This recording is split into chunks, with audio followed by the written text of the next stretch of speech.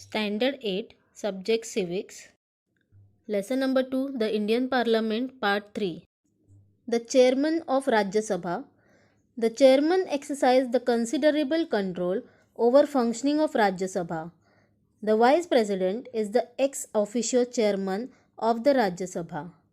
Functions of the chairman of Rajya Sabha also included maintaining the discipline of the house, that is Rajya Sabha, facilitation of discussions, providing members a chance to speak on important issues, etc. Both houses, that is Lok Sabha and Rajya Sabha, has the same set of rights. However, there are certain rights that are enjoyed by the Lok Sabha and not by the Rajya Sabha. For instance, bills with regards to taxes were related to finance and hence categorized as money bills. Such bills are introduced and passed only in Lok Sabha. Rajya Sabha, on the other hand, possesses limited power with respect to money bills. Meanwhile, the Rajya Sabha has certain rights which were not available to Lok Sabha. For example, if Rajya Sabha felt that in the interest of the nation, the Parliament was supposed to make a law on the subject present in the state list, it could pass a resolution in that effect. How does the Parliament make laws? In India, the Parliament is empowered to make laws, hence, in order to formulate them in a proper manner, a certain system has been adopted, known as the law making process. Initially, a rough draft of the law was prepared.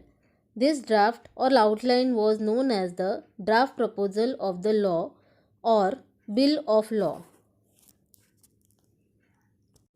There are two types of bills primarily introduced in the House of Parliament.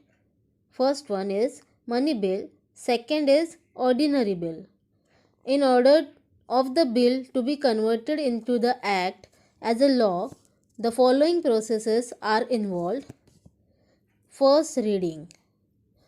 The minister of the concerned department or ministry or member of the parliament, that is MP, presented the bill and pre-explained its structure. This step is called as first reading. Second reading. There are two stages involved in this step. In the first stage, the objectives of the proposed bills are discussed and members in the House, that is Lok Sabha, express their opinion on it.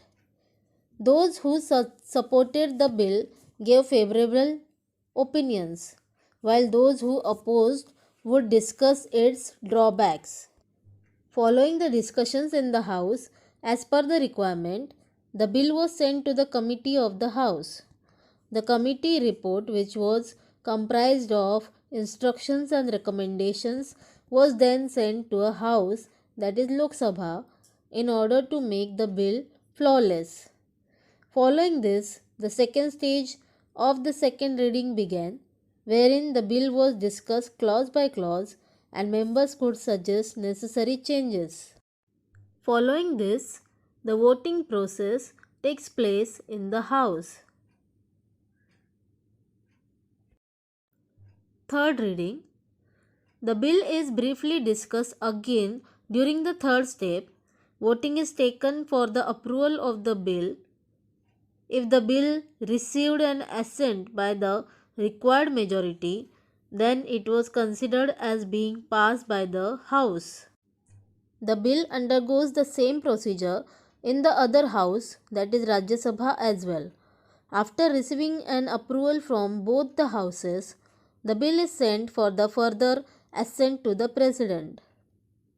If there occurred a difference of opinion between Lok Sabha and Rajya Sabha in a specific bill, its future is decided by the joint meeting convened by both the houses.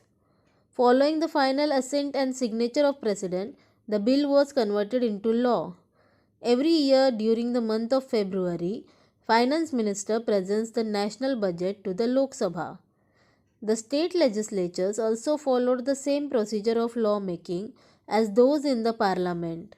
The bill passed by the state legislature could become a law only after receiving assent of the governor.